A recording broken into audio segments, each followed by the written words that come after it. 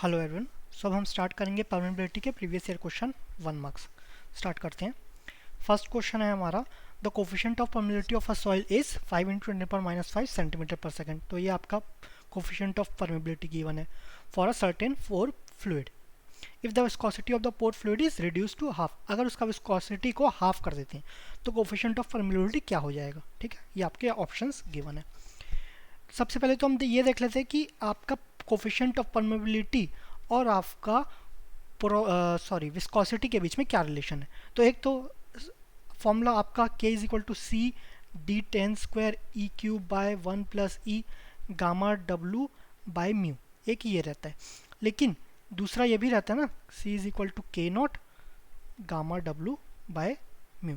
ये आपका परमेबिलिटी रहता है, कोफिशिएंट ऑफ परमेबिलिटी रहता है। इसको हाइड्रोलिक कंडक्टिविटी भी बोलते हैं, इसको आपका इंट्रिंसिक परमेबिलिटी भी बोलते हैं। ठीक है, ये आपका कांस्टेंट है, ये सब टर्म कांस्टेंट, ये भी कांस्टेंट दिया है। तो इसमें आपका K is inversely proportional to mu है। अब इसमें आप कर सकते हो कि K2 by K1 is equal to mu one by mu two. ठीक है, आपको ऐसा करना कर सकते हो, लेकिन सिंपल दिया, इसको हाफ कर रहे हैं तो ये क्या हो जाएगा, ऑब्वियसली डबल हो जाए, इनवर्सली प्रोपोर्शनल है ना, हाफ तो डबल। क्वेश्चन में कितना 5 इंटू 10⁻⁵ उसका डबल, तो 10 into 10⁻⁵ that is 10⁻⁴ centimetre per second. तो आपका आंसर हो गया B. So B is the correct answer. Next आगे जाते हैं। हमें जितना शॉर्ट होगा उतना शॉर्ट करना है। इसमें करोगे तो हो सकता है 10-20 सेकंड एक्स्ट्रा लग जाए, हमें टाइम सेव करना है। ठीक है, next question, the piezometric head at C point कौन सा है, सपोज ये आपका सी पॉइंट है। At C in the experimental setup shown in the given figure, when the flow takes place under constant head. Constant head पे हो रहा है आपका फ्लो।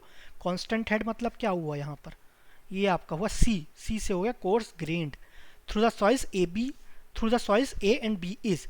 तो हमें क्या निकालना है, हमें आपका the piezometric head at point C निकालना है। The piezometric at point C in the experimental setup shown in the given figure, when the flow takes place under a constant head through the soils A and B. Soil A and B के बीच constant head पे flow हो रहा है, तो हमें point सी पे आपका पिजोमेट्रिक हेड निकालना है।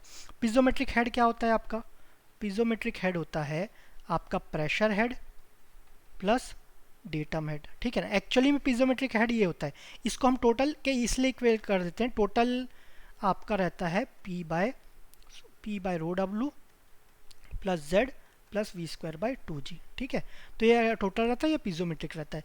वी स्क्वायर बाय 2g इन आपका नेग्लिजिबल रहता है, तो दोनों को इक्वल बोल देते हैं, लेकिन एक्चुअल में पिजोमेट्रिक हेड ये रहता है।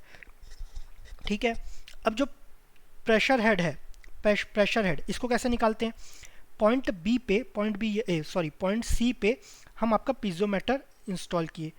अब ये ध्यान रखना, इस पे पिजोमीटर इंस्टॉल किए तो मतलब ये नहीं कि जो हाइट रहेगा वो पिजोमेट्रिक हेड रहेगा।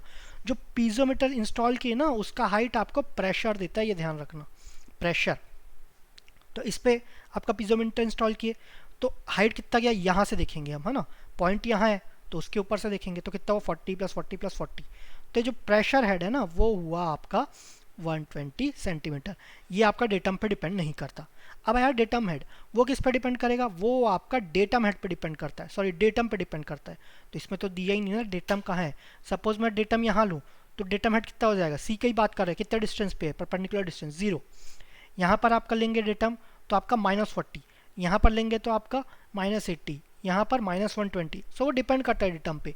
तो ये क्वेश्चन इनकम्प्लीट था। तो अगर सपोज हम एज्यूम डेटम यहाँ करते हैं तो आंसर आएगा डी।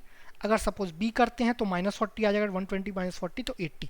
तो डेटम पर डिपेंड करेगा। ठीक है, ऐसा कुछ आंसर आएगा। Next question, according to Darcy's law for flow through porous media the velocity is proportional to, Darcy's law क्या होता है, velocity is proportional to hydraulic gradient, या v is equal to K I. So velocity is proportional to hydraulic gradient. ठीक है, तो answer हुआ B. Next देखते हैं हम, a soil mass has coefficient of horizontal and vertical permeability as 9 into 10⁻⁷ centimetre per second and 4 into 10⁻⁷ centimetre per second respectively. The transformed coefficient of permeability of an equivalent isotropic soil mass. ठीक है, ये मैंने skip कर दिया था तो मैं इसको यहाँ पर पढ़ा देता हूँ। सपोज एक सॉइल है ना, वो आइसोट्रॉपिक नहीं है। आइसोट्रॉपिक क्या होता है, हम स्ट्रेंथ ऑफ मटेरियल में भी देखेंगे। आपका जो आइसोट्रॉपिक होता है ना, एक पॉइंट पे सभी प्रॉपर्टी सेम रहेगा, एक पॉइंट पे सॉरी सभी प्रॉपर्टी नहीं, कोई एक पॉइंट पे किसी भी डायरेक्शन पे एक प्रॉपर्टी लेना वो सेम रहेगा, ठीक है, ये आइसोट्रॉपिक होता है। होमोजीनियस क्या होता है, एक डायरेक्शन में देखें ना तो आपका प्रॉपर्टी सेम रहेगा, एक डायरेक्शन में प्रॉपर्टी सेम रहेगा, ये आपका एक पॉइंट पे वो प्रॉपर्टी सेम रहेगा। लेकिन जो क्वेश्चन में गिवन है ना, क्वेश्चन में क्या गिवन है कि के एक्स अलग परमेबिलिटी गिवन है, आपका के वाई अलग परमेबिलिटी गिवन है, दोनों अलग परमेबिलिटी गिवन है। तो इसका अब क्या बोल रहा है, इसको आइसोट्रॉपिक बनाना है, आइसोट्रॉपिक बनाएंगे तो एक ही परमेबिलिटी हो जाएगा ना, है ना, एक ही पॉइंट पे आपका सेम परमेबिलिटी रहेगा। तो इसको जो इसमें जो आपका परमेबिलिटी आएगा ना, सॉरी कोफिशिएंट ऑफ परमेबिलिटी बोलना चाहिए, इसमें जो कोफिशिएंट ऑफ परमेबिलिटी आएगा ना, कोफिशिएंट दिया है आपका, coefficient of horizontal and vertical permeability, so इसमें जो कोफिशिएंट ऑफ परमेबिलिटी आएगा वो क्यू के ई क्यू रहेगा, which is equal to root of K X into K Y, ठीक है। तो K X into K Y 9 into 4 आपका आ गया 36, 10⁻⁷ इंटू 10⁻⁷, 10⁻14 इसका रूट तो रूट निकालें, 36 का रूट 6 हो गया, 10⁻14 का 10⁻7, तो 6 इंटू 10⁻7, ये आपका सेंटीमीटर पर सेकंड, ये भी सेंटीमीटर पर सेकंड, तो ये हो गया आपका सेंटीमीटर पर सेकंड। सो आपका डी करेक्ट आंसर है, ठीक है। Next question, the tubes shown in figure 1 may be considered to be permeameters. Dimensions of the sample in figure 2 are alike and the elevations of the head and tail water are the same for both figure A and B etc.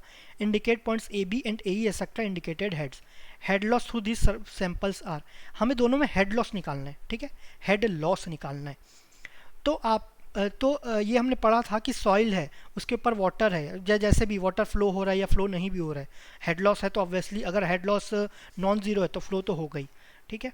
तो इसमें अगर flow हो रहा है तो हमें head loss निकालना है। हेड लॉस का प्रॉपर्टी क्या है आपका, सपोज यहाँ और यहाँ के बीच निकाले, तो यहाँ पर वाटर है, तो यहाँ पर यहाँ पर हम पीजोमीटर इंस्टॉल करेंगे तो हाइट यहाँ दे रहा है, यहाँ पर किए तो यहाँ पर भी करेंगे तो भी हाइट यही देगा ना, क्योंकि वाटर है। एक तरीके का क्या है, पिज़ोमीटर है, ठीक है।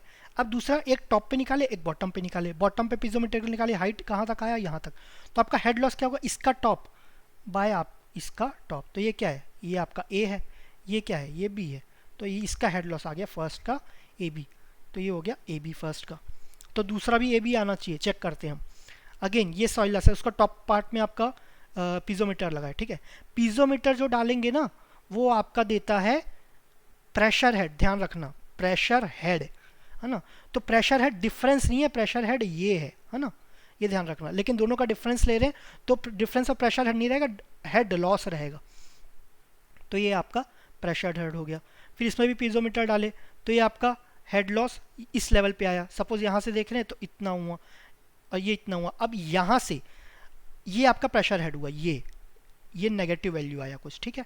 लेकिन हमें इससे मतलब ही नहीं है, हमें क्या लेना देना किसी से, कहा है हमें तो लेना है ऊपर वाले टॉप पार्ट से नीचे वाले टॉप पार्ट तक कितना डिस्टेंस है, हमें ये निकालना है, ठीक है। तो ए से स्टार्ट हुआ, कहाँ खत्म हुआ, बी पे खत्म हुआ, तो ये आपका A B, so D is the correct answer, ठीक है। इसमें इतना ही था, थैंक यू वेरी मच।